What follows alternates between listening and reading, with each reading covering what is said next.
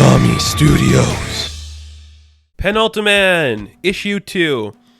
The first issue was everything I wanted it to be and then some, because it's the story of what if the Superman analog was depressed because he wasn't getting what he wanted from life. That's what the story is, and that's what we're getting in here.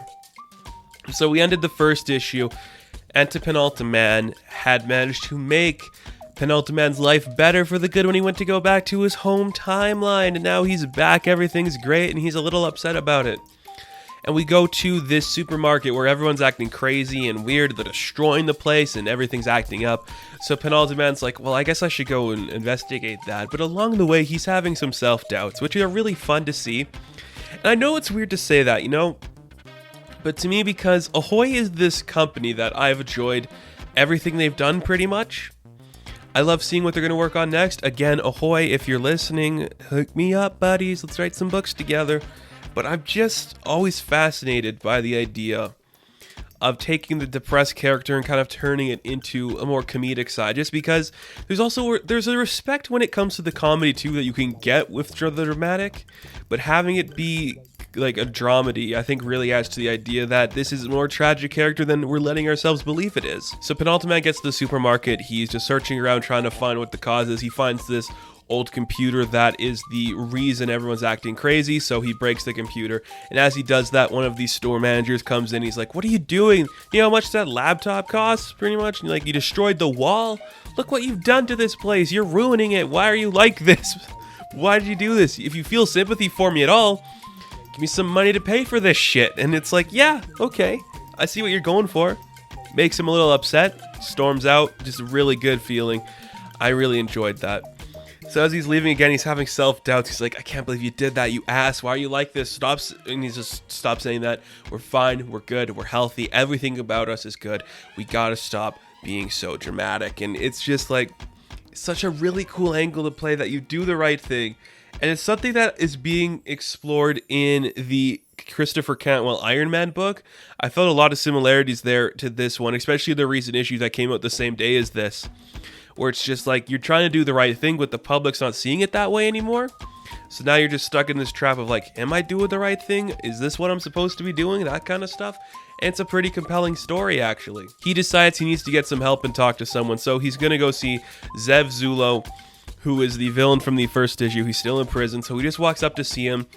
And as he gets in there, we see Zev is reading some Tennessee Williams, and they're just talking about how you can see like the tragedy in the characters that are personified on the page, just because that's how good of a writer Tennessee is. And he's like, I think you like it, Penultiman. There's something about it that's very like you, and just this guy who lays it all on the table pretty much. You can see everything that he's saying. And then the idea is like, oh, the tech that we saw at the supermarket is kind of the same stuff that Zev has used before. So the idea is like, well, was this you that did this? But it wasn't. It's one of his old, I guess, assistants. They call him Vec. And Vec kind of was like selling the tech on the market, and I like it a lot. And even in this conversation too, you see Penultiman's like, everything is just different around me, and I don't understand what's going on. So what is it? But he's like, Zev, how come I was able to get through to you this time, and we could have the moment? You're no longer the villain, and now you're just like, why now? Why is now the moment you're okay with this?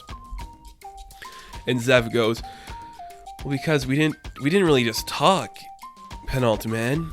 You listened. You listened to what I said, and it just kind of like sparks something inside of Penultiman. I'm like, damn it.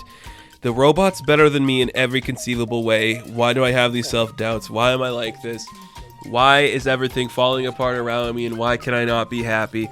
So he goes to this old warehouse where there's a bunch of old tech, and as they're just walking around in there, he just sees a giant statue made in his honor where there's like a king helmet. He just like blasts it down. He's pissed off, and he just breaks down. He's like, help me. I need help. And it's such a good idea that I'm really happy we have coming out. I don't know if this kind of story could happen in any of like the big publishers. I like that Ahoy is just giving this book the chance. I say it every time I do an Ahoy book. These guys are going to be big because they really pick their projects well. I absolutely adore it. And this was just such an interesting read, something that I think a lot of people are going to enjoy, especially if you just want to have that feeling of like, what would happen if the most powerful man in the world wasn't the happiest person in the world? I think that's a cool angle. So, Penultiman issue 2, I am going to give an 8 out of 10. Now, thank you guys so much for watching this review. Be sure to like and subscribe to the channel. As always, you can check me out on Instagram, Patreon, Twitter, all that good stuff, and I will catch you in the next one. Have fun, stay safe, good luck.